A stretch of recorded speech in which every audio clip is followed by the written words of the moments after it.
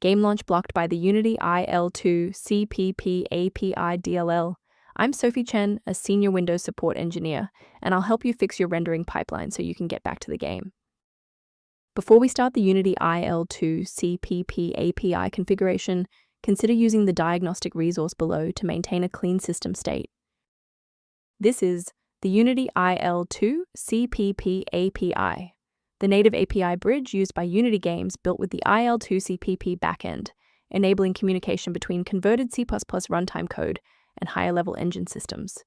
It supports native execution layers introduced by il2cpp builds. If corrupted, games may crash during initialization with errors such as scripting engine failure.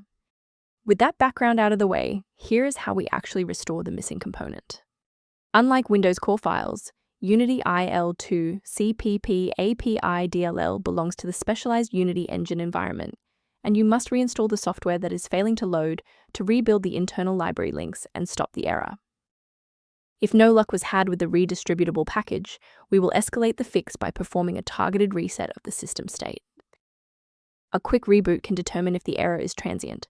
While it won't fix a deleted file, it can re-establish the connection between your software and the Unity il2cpp API file if the path was temporarily busy. Make sure to save your spot by bookmarking this video or hit the like button before you restart so you don't have to search for it again. Next, we'll move beyond the basics. If your screen hasn't changed after the restart, follow me to step 3. If you need to pause the video while your folders load, don't hesitate. Since the restart failed to clear the diagnostic error, we'll manually refresh the system counter manifests. First, open command prompt as admin. Second, you're going to type lodcktr/r, then hit enter. Why are we doing this? Well, performance DLLs rely on accurate registry indexing to function. This step wipes the existing counter registration and forces the system to reconstruct a healthy link to the diagnostic manifests. Beyond the repair, maintaining a secure workstation requires avoiding a few common technical mistakes.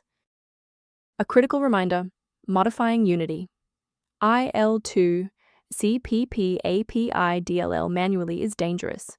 Without a verified installation source, you risk overwriting essential files that your hardware depends on for basic functionality and security.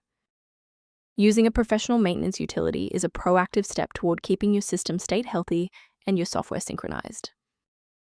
The link below provides access to a professional maintenance resource for reviewing Unity il2cpp API-related system data. If this engineering-focused approach to fixing Unity il2cpp API was helpful, please like the video and subscribe to stay updated on Windows security protocols.